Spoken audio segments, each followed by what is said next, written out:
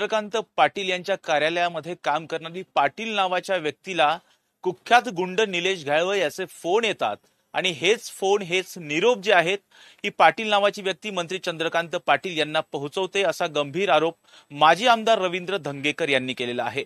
आणि याच विषयी बोलण्यासाठी आपल्यासोबत समीर पाटील आहेत। माजी आमदार रवींद्र धंगेकर यांनी गंभीर आरोप केलेला आहे की निलेश घाळवे यांचे फोन तुम्हाला येतात आणि त्याचे निरोप जे आहेत तुम्ही चंद्रकांत पाटील यांना पाठवता।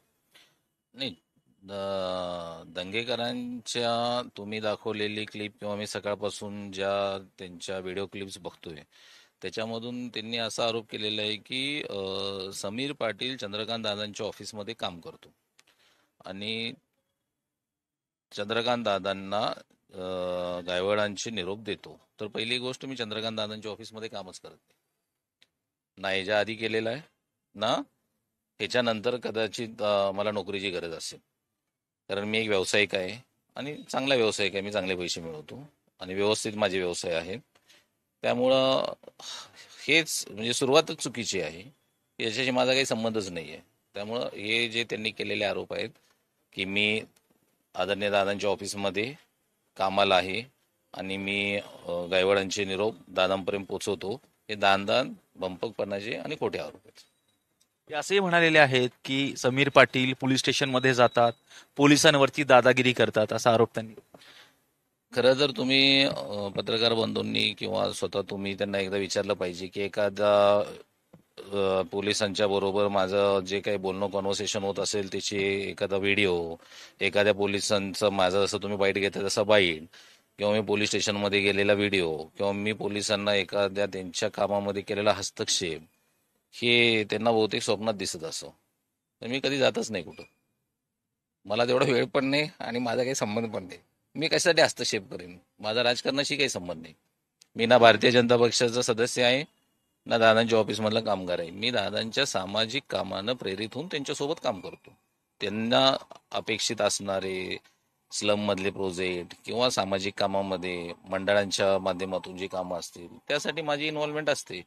याच्या व्यतिरिक्त माझे दादांच्याशी काही खूप वेगळे असे काही संबंध नाही आहेत। चंद्रकांत पाटील यांच्या संपर्कात तुम्ही कधीपासून आलेला? 19 पासून। दादा ज्या वेळेला कोथरूडमध्ये आमदारकीसाठी उभा राहिले त्यावेळेपासून मी त्यांच्या जास्त संपर्कामध्ये आलो। आणि कशा पद्धतीने दादांसोबतचा तुमचा हा संपर्क वाढत गेला? कारण रवींद्र धंगेकर यांनी अत्यंत गंभीर आरोप केले। नाही, त्यांनी काय आरोप केलेत हे म्हणजे तुम्ही मला सांगालच, पण महत्वाचं आहे की दादा ज्या वेळेला मी कोथरूडमध्ये 2000 पासून राहिला आहे आणि आज 25 वर्ष मी कोथरूडमध्ये राहतोय। माझा व्यवसाय 2000 पासून कोथरूडमध्ये आहे, 25 वर्ष मी कोथरूडमध्येच राहतो। आणि दादा ज्या वेळेला आमदारकीला उभारले आणि त्यावेळेला माझ्या अंदाजानं करोना वगैरे लगेच 1-6 महिन्यामध्ये आला होता, त्यावेळेला कदाचित दादांचं गव्हर्नमेंट म्हणजे त्यांच्या पक्षाचं गव्हर्नमेंट नव्हतं, कारण मी असं कुठल्याही त्यांच्या राजकीय पक्षात नाही आहे। त्याला त्यांचं सरकारही नव्हतं 2019-20 मध्ये, आणि करोना आल्यानंतर आम्ही करोनाच्या मध्ये माझ्या कंपनीनं माझ्या संस्थेने कामं केलं, त्यातून माझा आणि दादांचा संपर्क वाढत गेला। याच्या व्यतिरिक्त असं काही खूप वेगळा असं काही होऊन आमचा संपर्क झाला नाही। आम्ही सामाजिक कामातून एकमेकांचं काम बघून एकमेकांच्याकडे आकर्षित होऊन काम करतो। ते असं म्हणालेत की मकोकातील आरोपी जो आहे समीर पाटील तो दादांच्या ऑफिसमध्ये काम करतो, म्हणजे मकोकाचा आरोप त्यांनी केलेला आहे।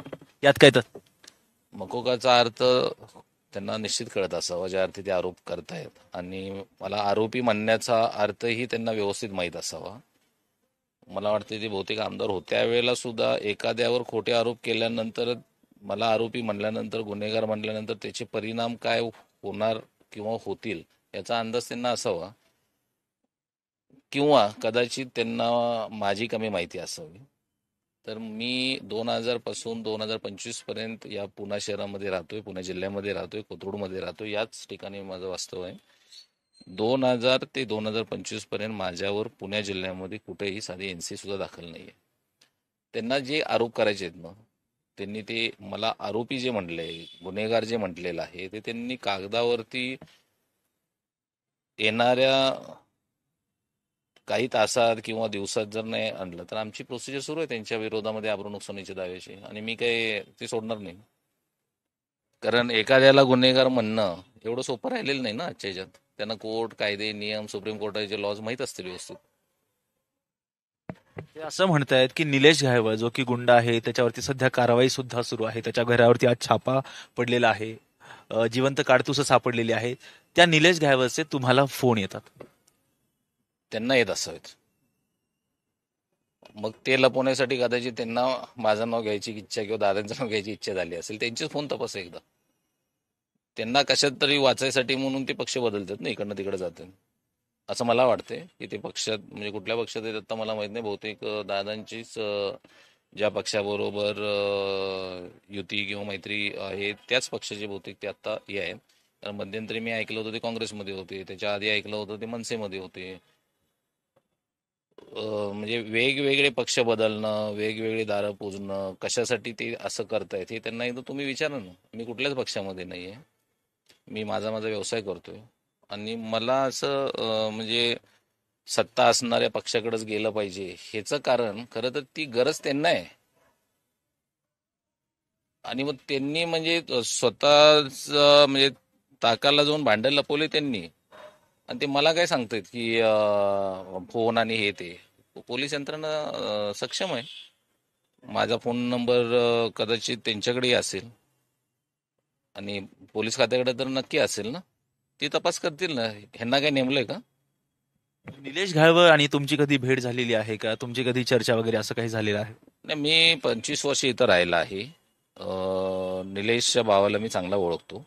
त्यांच्या कुटुंब म्हणजे आई वगैरे यांना ओळखतो. माझी जी मुलगी होती ती निलेशचा जो भाऊ आहे त्याच्या बास्केटबॉल क्लबमध्ये शिकायसाठी जायची, स्पोर्ट्ससाठी जायची.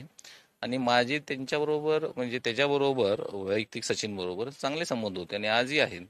आणि मी मंडळांच्या आरत्यांना जातो, सामाजिक कामामध्ये असतो. माझंच शेजारी हॉस्पिटल आहे, त्याच्यामध्ये बरेच लोक ॲडमिट झालेले असतात. बिलं कमी करणं किंवा सामाजिक काम करण्यासाठी माझे लोक येतात. मी कुठं ज्या वेळेला मंडळाच्या आरत्यांना जाईन, कार्यक्रमांना जाईन, तिथं भेट झाली असेल. पण आता हे जे काही प्रकरण गेल्या गणपती उत्सव नंतर सुरू झालेलं आहे, माझा कोणताही संबंध, माझे कोणताही संपर्क, माझा कोणताही कॉन्टॅक्ट ना पोलीस अधिकाऱ्यांच्या बरोबर ना घायवळांच्या कुठल्या फॅमिली मेंबर बरोबर झालेला आहे. त्यामुळं हा प्रश्नच येत नाही आहे आणि मी अशा विषयात कधी पडत नाही. गणेश उत्सवाच्या आधी तुमची त्यांची भेट झालेली आहे. नाही, गणेशोत्सवाच्या आधी त्यांच्या कुटुंबांची माझी भेट मंडळाच्या आरतीच्या निमित्त कदाचित झाली असेल. म्हणजे आता मी खूप मंडळांच्या इथे जातो. उद्या ज्याला तुम्ही ते AI ह्याच्यामधून काही काढून आणू मला म्हणणार बघा हे असं काय आहे का, तर मी म्हणून तुम्हाला सांगतो की 25 वर्ष मी कोथरूडमध्ये राहिला आहे. तर या कुठल्याही मीटिंग या कुठलाही कॉन्व्हर्सेशन असं कुठलंही माझं त्यांच्याबरोबर झालेलं नाही. त्याच्या आधी निलेश घायवळची वगैरे तुमची भेट झालेली आहे म्हणजे? त्याच्या आधी झाली असणार ना. कारण तो कोथरूडचा रहिवासी आहे गेले 20-25 वर्ष. मी कोथरूडचा 20-25 वर्ष रहिवासी आहे. कधी समजा 10 वर्षापूर्वी, 4 वर्षापूर्वी, 5 वर्षापूर्वी, 8 वर्षापूर्वी जाता येता कुठं झाली असेल तर उद्या असं नको व्हायला ना की मी म्हणतच नाहीये की मी निलेश गायवळला ओळखतच नाही. मी ओळखतो त्याला चांगलं. भेटलोही असेल, मी लग्न कार्यालयात भेटलो असेल, आरतीच्या ठिकाणी भेटलो असेल, मंडळाच्या ठिकाणी भेटलो असेल. तुमची ओळख आहे एकमेकांची? ओळख आहे. ओळख कोण लपवतोय? मी नाही म्हणतच नाही. नक्की ओळख आहे. म्हणजे ओळख असणं गुन्हा आहे असं काय आहे का त्याच्यामध्ये की ओळख असणं गुन्हा आहे? कोथरूडमध्ये 25 वर्षात जो माणूस राहतो, मी इथं राहिला आहे म्हणजे कोथरूड पौड रोडला. आणि गायवळांचं घर माझ्या अंदाजानं गार्डनचं आशिष गार्डन म्हणून कार्यालय आहे त्या ठिकाणी आहे. आणि त्यांच्या घरचे मेंबर म्हणजे त्यांचा भाऊ वगैरे हे बरेचसे सामाजिक कामात ऍक्टिव्ह असतील आणि मी गेलोही असेल त्यांच्या मंडळाला. पण त्याचा अर्थ म्हणजे मी कुणाला तरी सपोर्ट करतोय असं नाही. मी 90% मंडळांना जातो. 90% मंडळांच्या बरोबर माझे देणगी रूपी सामाजिक कामारूपी सगळ्यांचे संबंध असतात. दुसरी एक महत्वाची गोष्ट म्हणजे रवींद्र धंगेकरांनी आता समीर अर्थात समीर पाटील हे नाव घेतलेलं आहे. आता तुमची पुढची प्रक्रिया काय असणार आहे? तुम्ही काय कायदेशीर कारवाई करणार आहात? कायदेशीर कारवाईला मी सुरुवात केलेली आहे. दंगेकरांना नोटीसही जाईल. त्यांना ते जे काय जर तोच समीर पाटील मी आहे म्हणून जर बोलले असतील तर त्यांना ती सगळी कागदपत्र निश्चित माझ्यासमोर ठेवावं लागतील. त्यांच्या स्वप्नात आलेले गायवाडांचे फोन त्यांना सत्यात आणावे लागतील. माझा पोलीस स्टेशनवर मी आणलेला दबाव सत्यामध्ये आणायला लागेल.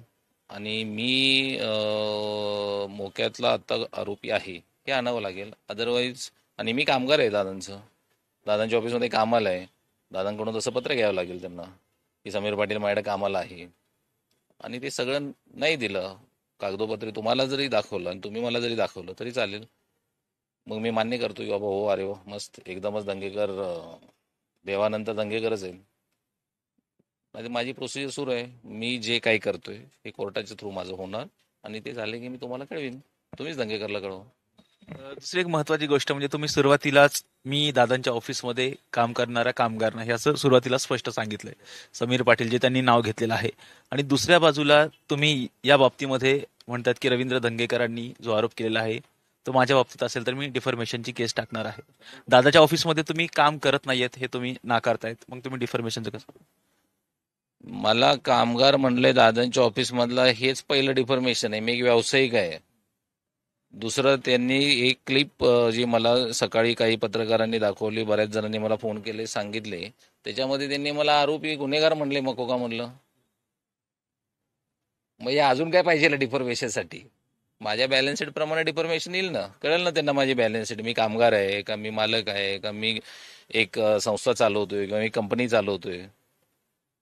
म्हणजे साधा प्रश्न आहे ना, डिफॉर्मेशन कसं नाही होणं? मी मला कुणीही मला उठेल आणि म्हणेल की तुम्ही यांच्याकडे कामाला होता, उद्याच्याला म्हणतील अजून कुठं कामाला होता, असं थोडंच असतं. त्यांनी माहिती घेऊन बोललं पाहिजे ना. आणि तोच समीर पाटील मी आहे. एवढ्या जणांनी मला येऊन सांगितलेलं आहे की आता मला असं वाटायला सुरुवात झालेली आहे की या अखंड पुण्यामध्ये फक्त मी एकटाच समीर पाटील आहे. त्यामुळे मला तो अधिकार आहे डिफॉर्मेशनचा. दादांच्या ऑफिसमध्ये काम करणारा समीर पाटील. दादांच्या ऑफिसमध्ये काम करणारा समीर पाटील हे मी दादांना लेखी पत्र देऊन विचारणार आहे की आपल्या ऑफिसमध्ये समीर पाटील नावाची कोणी व्यक्ती काम करते का? त्याला पगार दिलेला आहे का? तुमच्याकडे त्यांचं काम सुरू आहे का? ते मला सांगतील ना की मी समीर पाटील या नावाची माझ्याकडे कोणी व्यक्ती नाही, माझ्या संपर्कामध्ये कोणी व्यक्ती असेल तर ते सांगतील की हे अजून एक समीर पाटील माझ्या संपर्कामध्ये आहे. अदरवाईज मी दादांच्या संपर्कात आहे, मी डिनाय करत नाहीये.